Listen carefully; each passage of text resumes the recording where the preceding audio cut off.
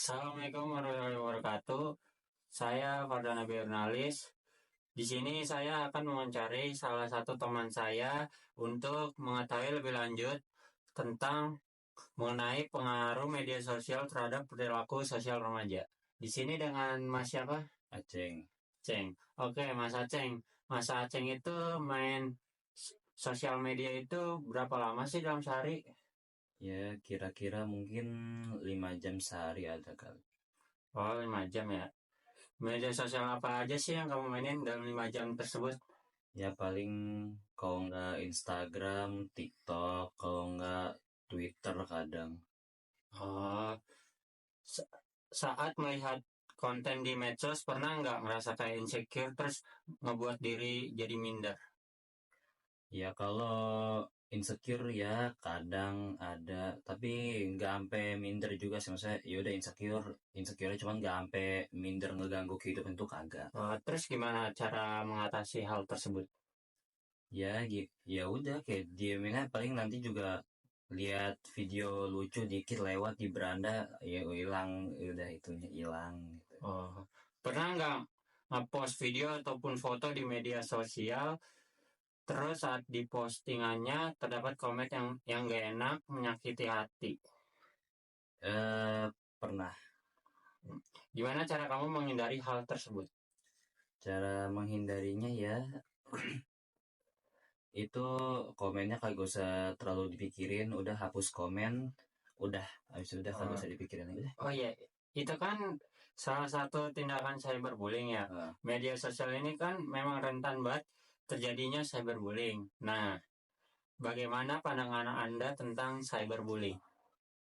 tentang cyberbullying ini kan tindak perundungan yang terjadi di media sosial di dunia maya ya. Jadi bisa dibilang tuh kan karena lewat komentar, jadi kan komentarnya bisa kelihatan sama orang, nanti kadang ada juga yang orang terprovokasi, jadi gimana ya, jadi istilahnya tuh keselnya tuh dapetnya tuh dua kali gitu, kesel dikatain sama malu juga karena komennya dilihat banyak orang gitu. Oh, lalu bagaimana saran Anda terhadap orang yang melakukan cyberbullying dan orang yang terkena cyberbullying?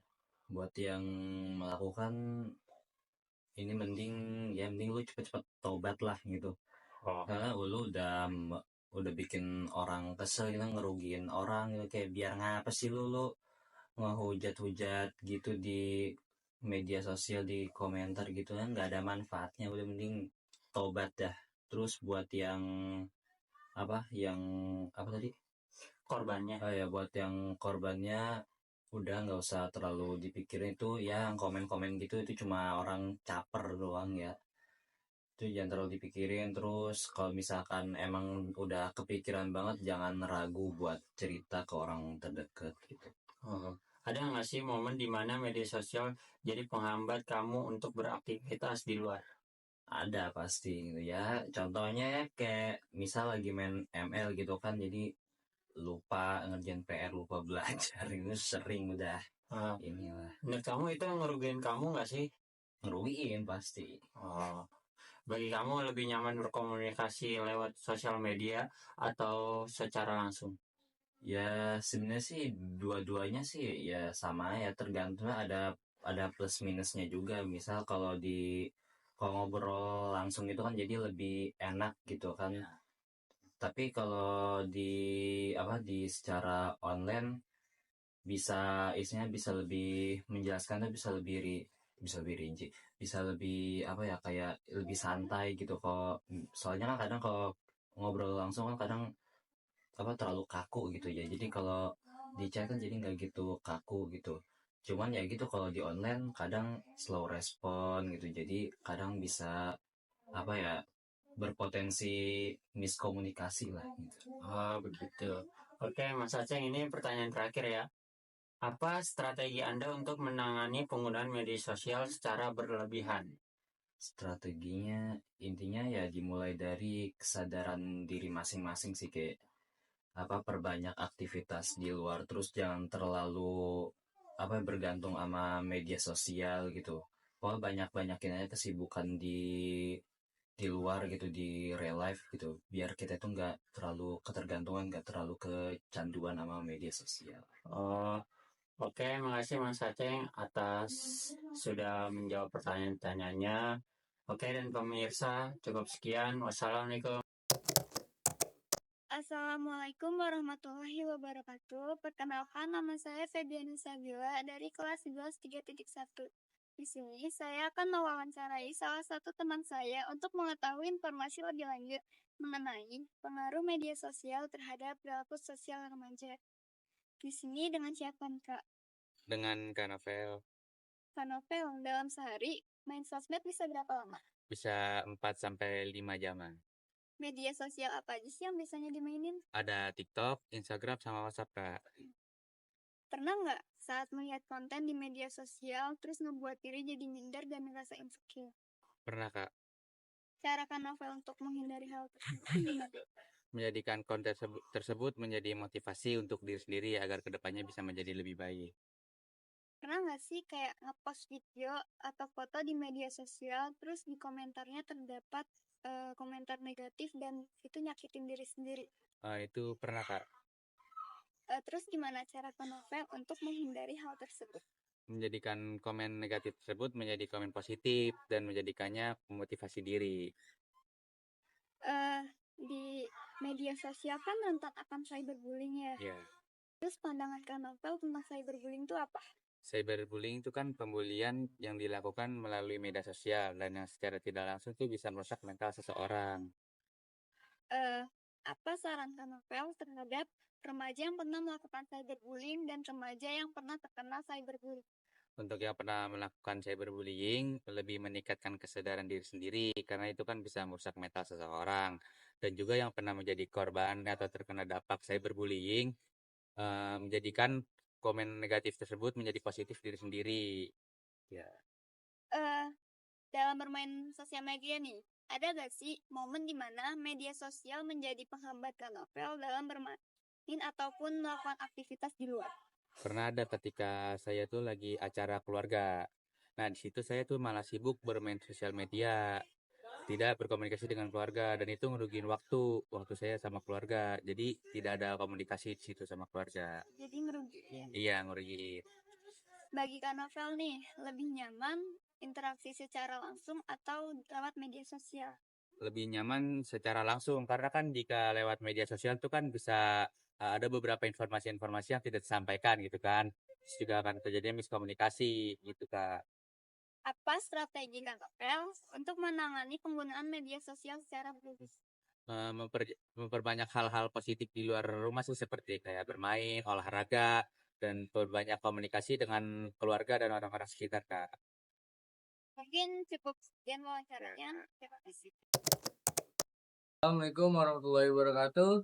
Saya Pilat Nyandra dari Sekolah Malayati kelas 11 31. Di sini saya akan mewawancarai salah satu teman saya untuk mengetahui lebih lanjut mengenai pengaruh media sosial terhadap perilaku sosial remaja. Di sini saya dengan Mas siapa? Saya Ilyas Samarhan dari Sekolah SMA 88 Jakarta. Dalam sehari main sosmed berapa jam? Saya main sosmed itu sekitar 5 jam sih. 5 jam. Media sosial apa saja yang kamu mainin? Ya, yang saya mainin itu ada TikTok, Instagram, dan WhatsApp sih yang intinya. Saat melihat konten di medsos, pernah nggak ngerasa kayak insecure terus ngebuat diri jadi minder? Pernah. Penyebabnya tuh saya ngelihat orang di sosmed tuh kayak pada mana ya, kayak kerja keras lah, terus niat untuk kerja. Jadi saya minder aja sih ngeliatnya. Terus gimana cara mengatasi hal tersebut? Cara mengatasi hal tersebut ya, saya juga harus bisa contoh-contoh kayak orang-orang di sosmed yang bekerja keras lah, terus apa sih namanya ya, pokoknya harus niat lah untuk nyari diri sendiri atau benar-benar melihat orang yang bekerja keras di sosmed. Pernah nggak ngepost video ataupun foto di media sosial, terus saat di postingannya terdapat komen yang gak enak dan menyakiti hati? Pernah. Saya pernah dapat komen di postingan saya yang itu yang apa bisa bikin hati saya sakit sih ngeliat komen-komen postingan saya. Gimana tuh cara kamu menghindari hal tersebut? Ya saya menghindarinya ya saya cuekin aja sih, soalnya ya itu nggak pantas betul dicontoh sama orang-orang. Itu kan salah satu cyberbullying ya. Media sosial ini kan emang rentan banget terjadinya cyberbullying. Bagaimana pandangan Anda tentang cyberbullying? Ya pandangan saya sih cyberbullying itu bahwa cyberbullying itu kekerasan untuk tidak dilakukan ya, soalnya itu bisa bikin korban jadi kontak fisik sih, jadinya bikin stres juga sih. Gitu. Bagaimana saran Anda terhadap remaja yang pernah melakukan cyberbullying dan yang terkena cyberbullying? Ya yang melakukan cyberbullying itu harus minta maaf kepada korban dan harus tanggung jawab supaya korbannya itu biar enggak ikut terkena stres atau kena kontak fisik sih. Terus yang terkena cyberbullying? Ya kalau terkena cyberbullying itu harus cerita ke orang lain biar enggak stres atau dipendam aja. Ya pokoknya harus cerita-cerita ke orang-orang terdekat di sini. Kalau enggak sama orang tua bisa gitu. Ada nggak sih momen di mana media sosial jadi penghambat kamu untuk beraktivitas di luar, terus ngerugiin diri kamu? Ada contohnya kelamaan nge-scroll ya. Jadi tuh bisa menghambat. Contohnya tuh kayak main game sampai berapa jam. Jadi kita susah buat beraktivitas di luar. Bagi kamu lebih nyaman berkomunikasi lewat sosial media atau secara langsung? Ya menurut saya sih ya lebih enak berkomunikasi secara langsung daripada media sosial. Karena tuh secara langsung itu enak sih ngobrolnya dan juga bisa sambil main. Makanya lebih enak secara langsung daripada media sosial. Apa strategi Anda untuk menangani penggunaan media sosial secara berlebih? Ya menurut saya sih ada kemungkinan ada 3 ya. Yang pertama itu sadari pola dan pemicu penggunaan. Yang kedua itu ada atur batas waktu harian. Nah, dan yang terakhir itu ada matikan notifikasi yang tidak penting karena itu bisa ganggu buat ngetik HP kita yang nggak penting sih. Oke. Gitu Dah, sih. cukup sekian. Cukup sekian. Kurang lebihnya mohon maaf. Wassalamualaikum warahmatullahi wabarakatuh.